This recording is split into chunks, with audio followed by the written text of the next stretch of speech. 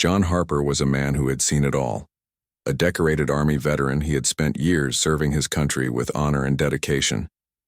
Now back in civilian life, John lived a quiet existence in a suburban neighborhood in Texas. His days were filled with simple pleasures, working on projects around the house, spending time outdoors, and tinkering with his prized possession, a fully restored military Jeep. This wasn't just any vehicle. It was a piece of history that John had poured his heart and soul into restoring. Over the years, he had customized every inch of it, from its rugged exterior to its finely tuned engine. To him, it wasn't just a car.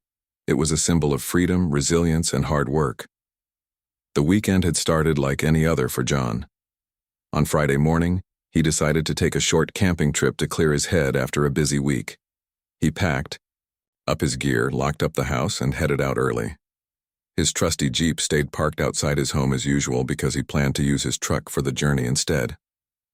It wasn't uncommon for John to leave the Jeep behind. It was too valuable to risk taking on rough terrains.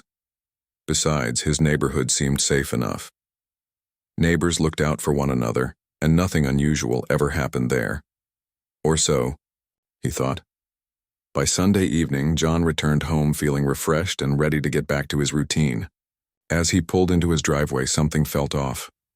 At first glance, everything appeared normal. The yard was tidy, the mailbox stood upright, and his house looked exactly as he'd left it. But then it hit him. The Jeep was missing. His heart sank as he scanned the area again, hoping against hope that maybe he'd forgotten where he parked it or misplaced his keys. No such luck. The space where his beloved Jeep usually sat was empty. Panic began to creep in. John walked around the property, checking every possible spot where the Jeep might have been moved accidentally. He even called a few friends to see if they'd borrowed it without telling him. A long shot, but worth trying. Everyone he spoke to assured him they hadn't touched it. With each passing minute, the sinking feeling in his stomach grew stronger. Something wasn't right. This wasn't an oversight or a silly mistake. Someone had taken his Jeep while he was away. Desperate for answers, John went door to door asking neighbors if they'd seen anything suspicious over the weekend. Most shook their heads, saying they hadn't noticed anything out of the ordinary. However, one conversation stood out more than the others. Karen, a member of the local homeowners association, HOA, mentioned casually that she'd reported some suspicious activity in the neighborhood earlier that week. Her tone was nonchalant, almost dismissive, but her words lingered in John's mind. What kind of activity? Why hadn't anyone told him about this before? And why did Karen seem so vague when pressed for details? Karen was known in the community for being overly involved in HOA matters. Some found her helpful, while others considered her nosy and controlling. She often patrolled the streets, clipboard in hand, making notes about lawns that needed trimming, or decorations that violated association rules. While John had never clashed directly with her, he knew she wasn't shy about voicing her opinions. Still, her comment about reporting suspicious activity struck him as odd. Could she have seen something related to his missing Jeep? Or worse, could she somehow be connected to its disappearance? As night fell, John sat in his living room staring at the empty driveway, replaying the events of the past 2 days in his mind. He couldn't shake the nagging suspicion that Karen's remark wasn't as innocent as it sounded. Was it possible that someone in the neighborhood, not just any neighbor, but someone with authority, had deliberately targeted him? If so, what motive could they possibly have? These questions swirled in his head, keeping him awake long into the night. Despite the growing unease, John refused to give up.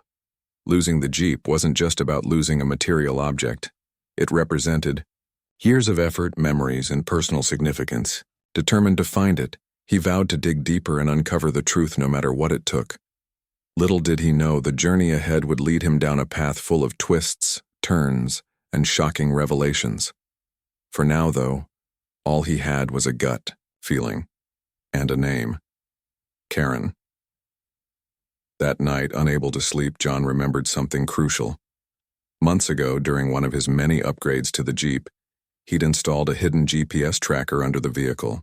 It was a precautionary measure, something he'd done purely for peace of mind. At the time, he never imagined it would come in handy like this. Grabbing his phone, he opened the tracking app and held his breath as the map loaded. Slowly, a blinking dot appeared on the screen. His heart raced as he zoomed in on the location. To his astonishment, the signal pointed to a familiar address, one less than 5 miles away. The coordinates led straight to Karen's house. The discovery of the GPS coordinates pointing to Karen's house left John stunned. At first, he thought it might be a glitch or some kind of error in the tracking system. After all, how could his Jeep end up at Karen's place? He double-checked the app, refreshing the map multiple times to ensure the location was accurate. Each time, the blinking dot remained stubbornly fixed on her address. There was no denying it. The evidence was staring him right in the face. His heart pounded as he realized this wasn't just a coincidence. Something far more sinister seemed to be unfolding.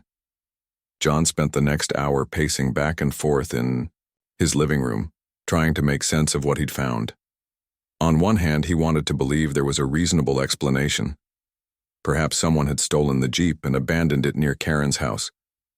But deep down, he couldn't ignore the unsettling feeling that she might be involved somehow. Her earlier comment about reporting suspicious activity kept replaying in his mind. What if she hadn't been talking about random strangers lurking around the neighborhood? What if he was the suspicious activity she'd reported? The more John thought about it, the angrier he became. How dare anyone touch his Jeep, let alone someone who claimed to care about maintaining order in the community? The injustice of it all burned inside him. Yet as much as he wanted to confront Karen immediately, he knew he needed to approach the situation carefully. Accusing someone without solid proof could backfire, especially since Karen had a reputation for being defensive and quick to retaliate. If he didn't handle this properly, he risked making things worse, not just for himself but for his standing in the neighborhood. The following morning, John decided to file a police report. He figured it was the logical first step, even though he doubted they'd act quickly based solely on GPS data. When he arrived at the station, he explained everything calmly, showing officers screenshots of the tracker's location and sharing details about the Jeep's disappearance. Unfortunately, their response wasn't encouraging. Without physical evidence or witnesses confirming foul play, they told him there wasn't much they could do beyond logging the case. They advised him to keep monitoring the tracker and contact them again if anything changed. Frustrated but undeterred, John left the station determined to take matters into his own hands. He knew the police weren't going to solve this for him. Not anytime soon anyway. If he wanted answers, he'd have to find them himself. That afternoon, armed with printed maps and the GPS app still running on his phone, John drove toward Karen's house. As he approached her street, his nerves tightened. What would he say when he got there? How would Karen react? Would she deny everything, or would she crack under pressure? These questions swirled in his mind as he turned onto her block. When John pulled up to Karen's driveway, his stomach dropped. Parked conspicuously in front of her garage was his Jeep. There was no mistaking it. The custom paint job, the distinctive military design, and the personalized license plate were unmistakable. For a moment, John felt paralyzed, unsure whether to laugh or scream. Here was undeniable proof that his hunch had been right all along. Someone, likely Karen herself, had taken his Jeep and brought it directly to her home. The audacity of it enraged him. Taking a deep breath to steady himself, John stepped out of his car and marched up to Karen's front door. Before knocking, he glanced around, noting the absence of any other vehicles in the driveway except for a shiny black SUV. Where was Karen's son, whom she often mentioned during HOA meetings? Could he have played a role in this? Pushing those thoughts aside for now, John rapped sharply on the door, his knuckles echoing against the wood. After a few tense moments, the door creaked open, revealing Karen. She looked surprised to see John, standing there clutching his phone and wearing an expression that mixed anger and disbelief.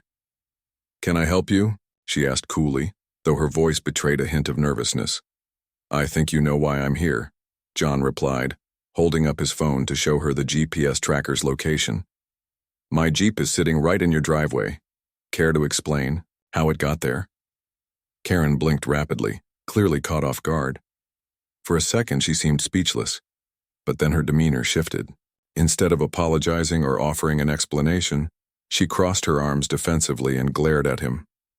That Jeep belongs to my son, she said firmly. He bought it legally through an online auction site last week. John raised an eyebrow, skeptical of her claim. An online auction? Really? Do you have proof of that? Because I can guarantee you I didn't list it for sale anywhere. Karen hesitated, fumbling for words. Well, I don't have the paperwork handy right now, but I assure you everything was done above board. You must have misunderstood something. Her evasiveness only fueled John's suspicion. If her story was true, why wouldn't she provide concrete evidence? Why did she seem so reluctant to discuss the matter further? Determined to get to the bottom of things, John pressed on. Look, Karen, I installed a GPS tracker in my Jeep months ago. It led me straight here. Unless you're saying someone else stole it and dumped it at your house, which seems highly unlikely, you're going to need a better explanation than my son bought it. At this point, Karen's composure began to crumble. She shifted, uncomfortably avoiding eye contact as sweat formed on her brow. I don't know what you're talking about, she stammered. Maybe you should leave before we involve the authorities. John couldn't believe what he was hearing. Not only was Karen refusing to admit wrongdoing, but she was also threatening to call the police on him, the actual victim in this situation. It was absurd, bordering on laughable. Still, he didn't want to escalate things unnecessarily. Fine, he said, stepping back. But this isn't over. I'll be back, with proof. As John walked away from Karen's house, his mind raced, with possibilities. Clearly she was hiding something, but proving it wouldn't be easy. He needed more than just the GPS data.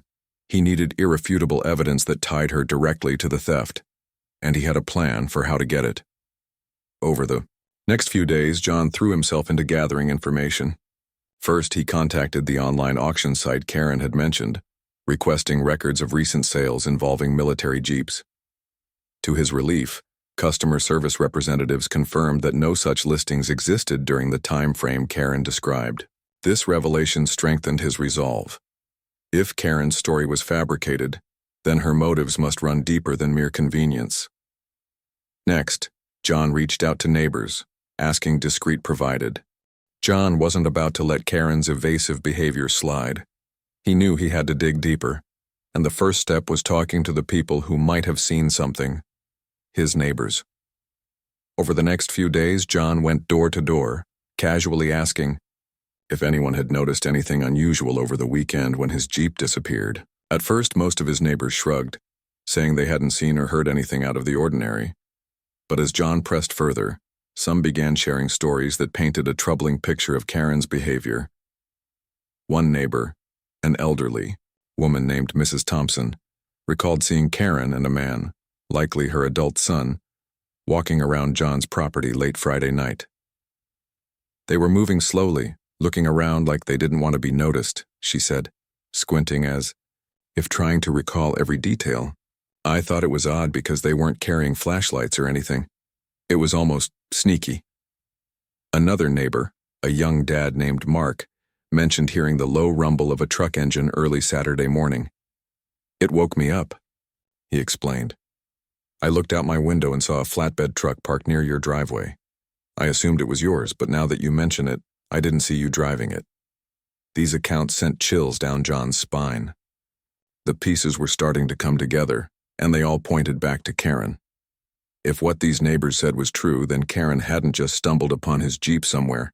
It seemed she'd actively taken part in removing it from his property. But why? What could possibly motivate someone to go through so much trouble over a vehicle? Determined to uncover more, John decided to take a closer look at Karen's house himself. Late one evening, after ensuring no one was watching, he drove by her place and parked a safe distance away. Using binoculars, he scanned her driveway and garage area. Sure enough, his Jeep was still there, sitting untouched under the dim glow of a street lamp. This confirmed what he already suspected. Karen hadn't sold or moved the Jeep since stealing it. She was holding on to it, perhaps waiting for the heat to die down before deciding what to do next. While observing Karen's house, John also noticed something else peculiar. Her son, who rarely seemed to visit according to other neighbors, was suddenly spending a lot of time there. John had never met him personally, but descriptions from others matched the man Mrs. Thompson had seen sneaking around his property. Could this mean Karen wasn't acting alone? Was her son complicit in the theft, or was he simply being used as a pawn in her scheme?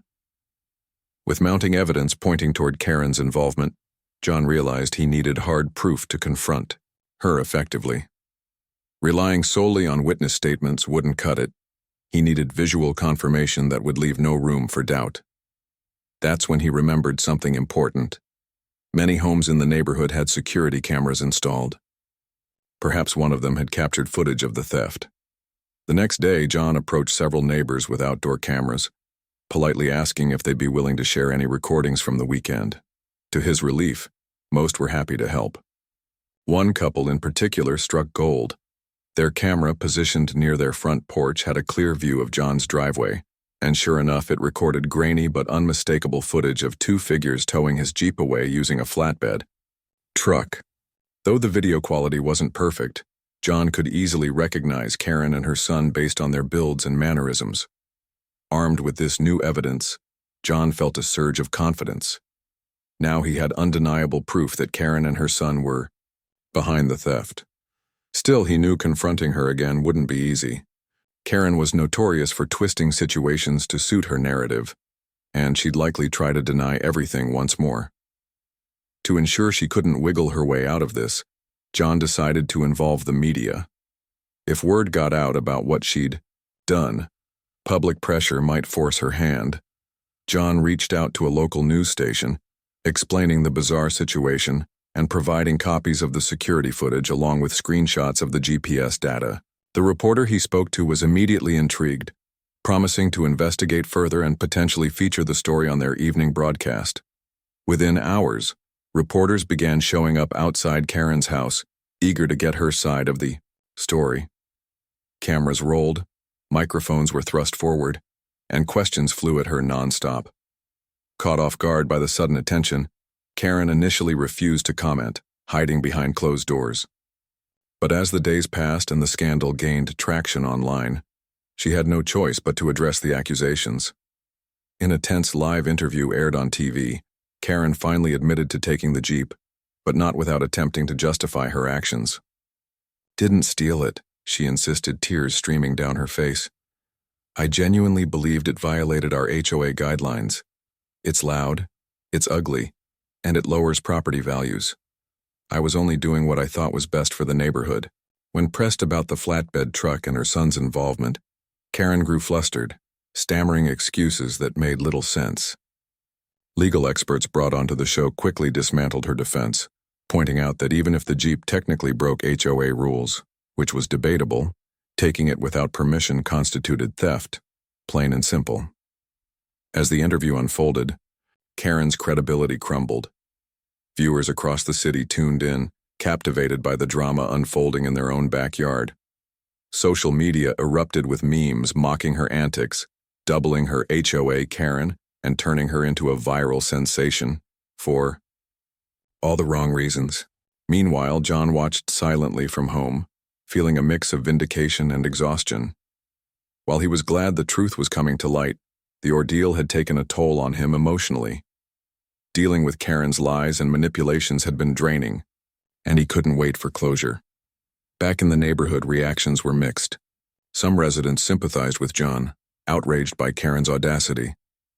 Others, however, remained hesitant to speak out, fearing retaliation from Karen or her allies within the HOA. Despite the backlash, Karen clung desperately to her position, refusing to resign from the board until overwhelming evidence forced her hand. Eventually, though, the weight of public shame became too much to bear. Facing criminal charges, hefty fines, and irreparable damage to her reputation, Karen stepped down from her role and retreated from the spotlight. For John, the victory was bittersweet. Yes, he'd exposed Karen's wrongdoing and recovered his beloved Jeep, but the experience left scars. Trust once broken is hard to rebuild, and John found himself questioning whether he truly belonged in a community where such pettiness could fester unchecked. Still, he chose to focus on the positives. His Jeep was safe, his neighbors rallied around him, and he emerged stronger than ever. In the weeks that followed, John dedicated himself to ensuring nothing like this would happen again, not just to him but to anyone else in similar situations. Inspired by the support he received, he founded a nonprofit organization aimed at helping veterans protect their assets and navigate legal challenges. Through workshops, resources, and advocacy, John hoped to empower others to stand up for themselves and fight back against injustice. Though Karen's name faded from headlines, her actions served as a cautionary tale about the dangers of unchecked power and entitlement. For John, the journey reinforced an important lesson. Sometimes, standing up for what's right means going above and beyond, even when the odds seem stacked against you. With the media circus surrounding Karen's actions reaching a fever pitch, John found himself thrust into the spotlight.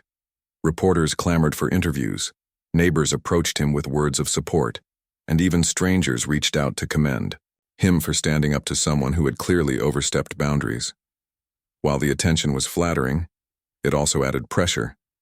John knew he couldn't rest until he uncovered every detail of how Karen orchestrated the theft and why. Determined to piece together the full story, John turned his focus inward, examining Karen's past behavior within the neighborhood. He started by reviewing old HOA meeting minutes, emails, and newsletters, searching for patterns or clues that might shed light on her motivations. What he discovered painted a troubling picture. Over the years, Karen had earned a reputation for being overly controlling, often clashing with residents over minor infractions like holiday decorations left up too long or lawn ornaments deemed tacky. Her strict enforcement of HOA rules bordered on obsessive, and many neighbors admitted they avoided crossing her path whenever possible. One particularly telling incident stood out during John's research. A few months earlier, Karen had reportedly confiscated a neighbor's garden gnome because it violated height restrictions set by the HOA. According to witnesses, she marched onto the property herself, removed the decoration, and refused to return it despite repeated requests. When confronted about the gnome, Karen defended her actions by claiming she was simply enforcing the rules, but others saw it as an abuse of power. This pattern of behavior suggested that Karen viewed herself not just as a member of the HOA but as its self-appointed enforcer, willing to go to extreme lengths to impose her vision of order. As John delved deeper, he began connecting the dots between these incidents and his own situation. Could his Jeep have been targeted not because it broke any specific rule, but because Karen disliked it? After all, the vehicle's rugged design and loud exhaust system certainly didn't align with her idea of suburban perfection. Perhaps she saw it as an eyesore, or worse, a personal affront to her authority. If that were true, then the theft wasn't motivated by greed or financial gain. It was an act of retaliation disguised as community service. To test this theory, John decided to speak directly with some of the neighbors who had clashed with Karen in the past. One man, Tom, recounted a heated argument he'd had with her after painting his front door bright red. She said it was distracting and demanded I repaint it immediately, Tom recalled, shaking his head. When I refused, she filed a formal complaint with the HOA board. It dragged on for weeks and caused so much unnecessary stress. She thrives on drama. Another neighbor, Lisa, shared a similar experience. Months earlier, Karen had reported Lisa's family to the HOA for hosting a small birthday party in their backyard. The issue? A banner strung between two trees that read "Happy Birthday." Apparently, banners weren't allowed under HOA guidelines unless approved in advance. It was ridiculous, Lisa said. We took it down right away, but Karen made such a big deal out of it. She loves wielding her power over people. These stories reinforced John's suspicions. Karen's actions were less about maintaining neighborhood standards and more about asserting dominance. Her decision to take his Jeep likely stemmed from a combination of personal vendettas and misplaced righteousness. But while understanding her motives helped explain her behavior, it didn't excuse it. John remained steadfast in his determination to hold her accountable. Meanwhile, the scandal continued to dominate local news coverage. Social media buzzed with memes mocking Karen's antics, dubbing her HOA Karen, and turning her into a symbol of entitled behavior gone awry. Online forums lit up with discussions about property rights, HOA overreach, and the importance of standing up to bullies. Many praised John for exposing Karen's hypocrisy, while others expressed frustration at the lack of oversight within homeowner associations. The public outcry put additional pressure on Karen, who struggled to defend herself against mounting criticism. In another desperate attempt to justify her actions, she claimed during a follow-up interview that she believed John's Jeep posed a safety hazard due to its loud engine noise.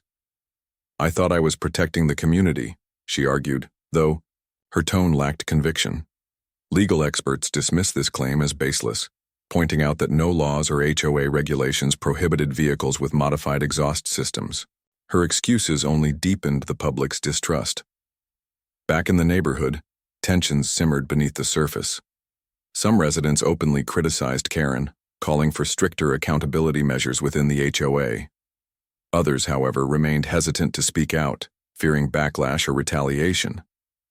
This divide highlighted a broader issue: the imbalance of power within homeowner associations, where individuals like Karen could exploit vague rules and unchecked authority to serve their own agendas.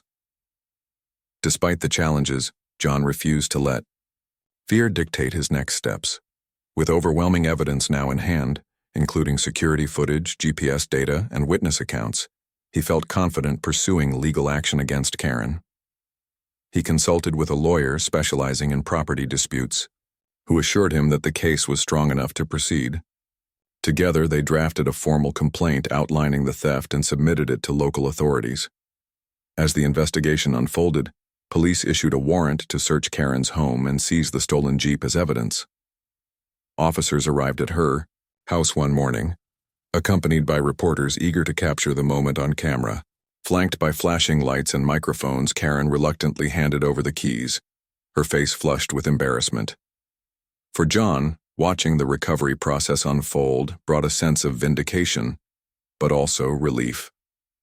Finally, his beloved Jeep was back where it belonged. While the legal battle against Karen was far from over, John took solace in knowing he'd exposed the truth. The ordeal had been exhausting, testing his patience and resolve at every turn. Yet through it all, he remained committed to doing what was right, not just for himself, but for others who might find themselves in similar situations. By shining a light on Karen's misconduct, he hoped to inspire change within the community and beyond. In the weeks that followed, John reflected on everything he'd learned from the experience. He realized that confronting injustice often requires courage, persistence, and a willingness to challenge those in positions of power.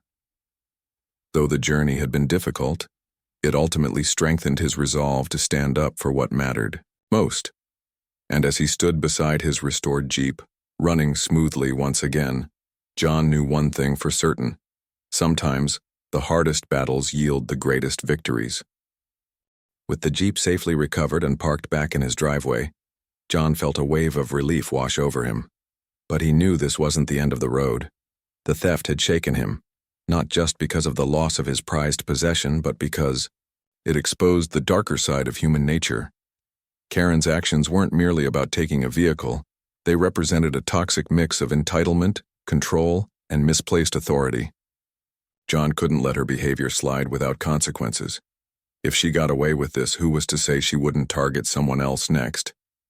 This realization fueled his determination to see justice served. The first step was gathering all the evidence into one cohesive package. John enlisted the help of his younger brother Mike, a tech-savvy programmer who lived a few towns over. Together, they spent hours poring over every detail.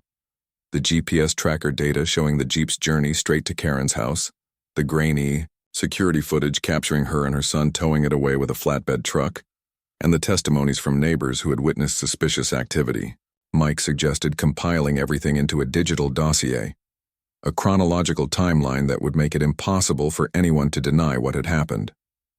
Mike also helped enhance the quality of the security camera footage. While the original clips were blurry, Modern software allowed them to sharpen key moments, revealing clearer images of Karen and her son at John's property. One clip showed them inspecting the Jeep before hooking it up to the flatbed.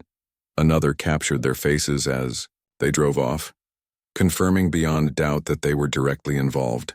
These visuals became the cornerstone of John's case, providing undeniable proof of wrongdoing. But John didn't stop there.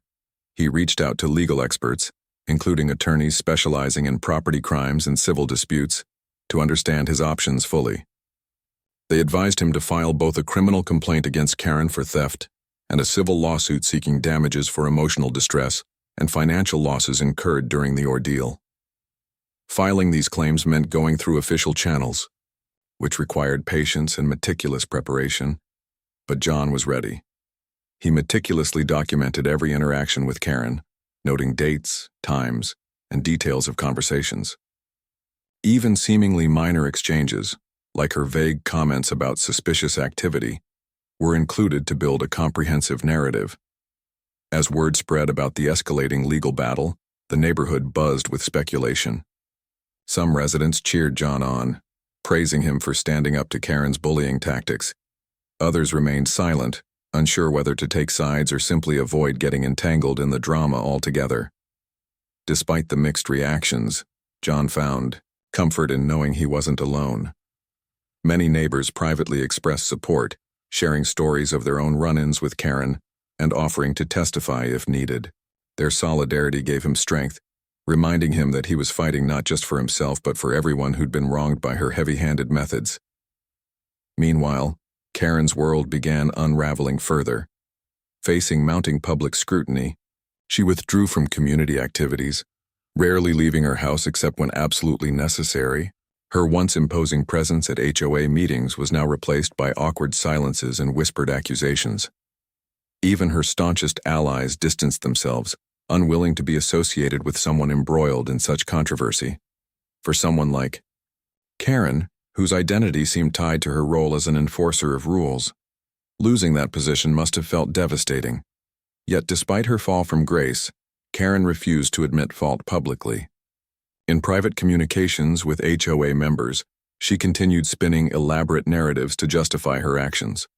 She claimed she believed the Jeep violated noise ordinances and lowered property values, framing herself as a victim of misunderstanding, rather than a perpetrator of theft. To some, her excuses might have sounded plausible, but those who knew the truth saw right through them. The evidence spoke louder than any words she could conjure. To amplify the pressure, John decided to share his story with a wider audience. He granted interviews to local newspapers and TV stations, recounting how Karen had stolen his Jeep and attempted to cover her tracks. Each interview added fuel to the fire, drawing attention not only to her actions but also to broader issues surrounding HOA governance. Viewers across the region tuned in, captivated by the bizarre saga unfolding in their own backyard. Social media exploded with hashtags like "Buying Justice for John" and "No More Ho Karens," turning the incident into a rallying cry for accountability and transparency in community associations. Karen's name quickly became synonymous with petty tyranny, mocked in memes and parodied online. Late-night comedians joked about HOA Karen, portraying her as a caricature of entitled behavior run amok. While some might have dismissed these jokes as harmless fun, they carried a deeper message. No one is above the law, regardless of their position or perceived authority. For John, seeing the public unite against Karen's actions validated his decision to fight back. It wasn't just about reclaiming his Jeep, it was about exposing systemic problems and empowering others to stand up for themselves. Amid the chaos, John received unexpected support from unlikely quarters. Veterans groups reached out, offering resources and advice based on their experiences dealing with similar situations. One organization even offered to cover legal fees related to the lawsuit, recognizing the symbolic importance of holding someone accountable for targeting a former service member. John graciously accepted their assistance, viewing it as an opportunity to highlight the unique challenges faced by veterans reintegrating into civilian life. His Jeep, after all, wasn't just a vehicle. It was a testament to resilience, hard work, and personal pride. As preparations for the legal proceedings intensified, John took time to reflect on the journey so far. The past few weeks had tested his resolve in ways he never imagined. From the initial shock of discovering his Jeep missing to confronting Karen face-to-face, navigating media attention, and piecing together irrefutable evidence, each step brought new challenges. Yet through it all, he remained steadfast, driven by a desire to protect not only his property but also the principles of fairness and justice. What struck John most was how interconnected everything seemed. What started as a personal grievance evolved into a larger conversation about power dynamics, accountability, and the need for reform within homeowner associations. It reminded him that individual actions often ripple outward, affecting entire communities. By standing up to Karen, he hoped to inspire others to challenge unfair practices and demand better leadership from those entrusted with responsibility. In the final stages of preparing his case, John revisited the enhanced security footage one last time.